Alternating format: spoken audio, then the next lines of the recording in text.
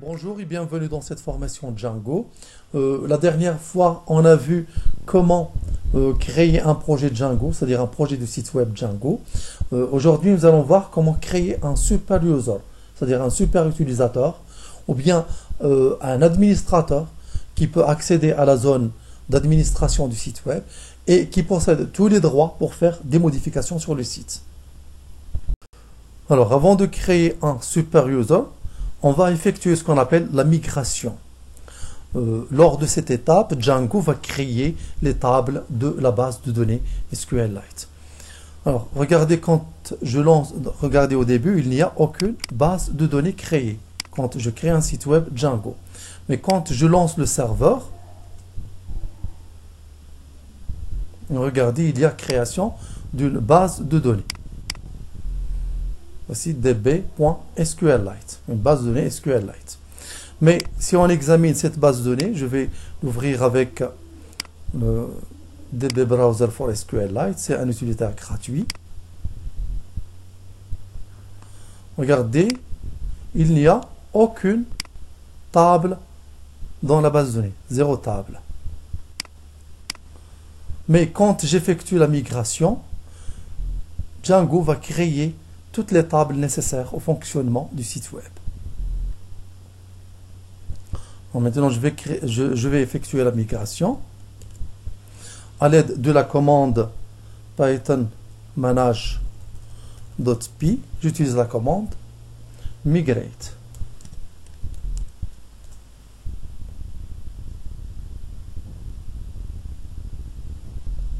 Bon, maintenant, toutes les tables SQL nécessaires au fonctionnement du site web sont créées par Django.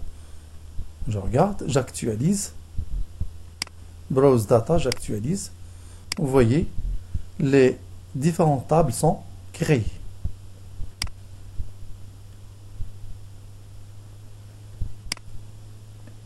Ce qui nous intéresse pour le moment, c'est la table hot_user. Alors, au début, c'est une table SQLite vide, mais quand on crée un super utilisateur, nous allons le voir ici. Alors, je crée maintenant un super utilisateur à l'aide de la commande manage.py. Create super user. Donc, ça me demande de taper un nom d'utilisateur, Je vais taper par exemple admin puisqu'il s'agit d'un super utilisateur. L'adresse électronique, je vais mettre mon adresse Gmail.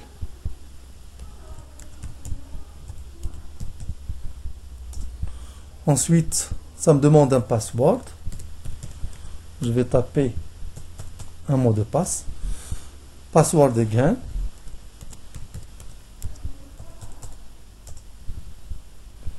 Donc, super user created successfully. Donc, le super utilisateur est créé.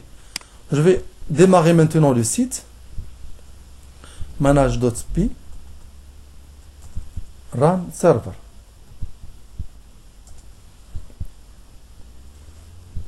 J'accède maintenant au site.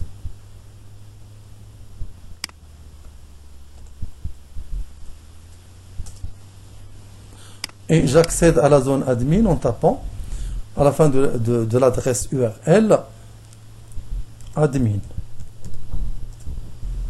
J'accède maintenant à la zone admin. Je tape le nom d'utilisateur de l'administrateur. Ensuite le mot de passe.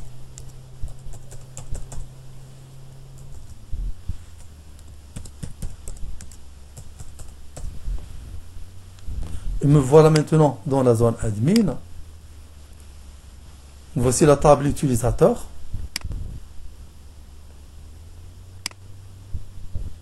Voici le super utilisateur que je viens de créer, admin, avec l'adresse email, etc. Et je peux le retrouver ici sur la base de données avec l'utilitaire DB Browser for SQLite. J'actualise et j'accède à la base, ou bien à la table hot_user. Voici l'utilisateur que je viens de créer, admin, yderf64, gmail.com, etc. Alors vous voyez, en se connectant avec ce super utilisateur, je possède tous les droits pour faire des modifications sur le site. Je peux par exemple ajouter un utilisateur. Je mets ici le nom d'utilisateur.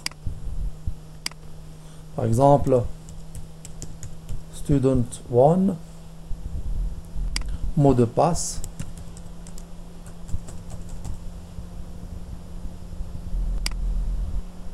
Confirmation mot de passe.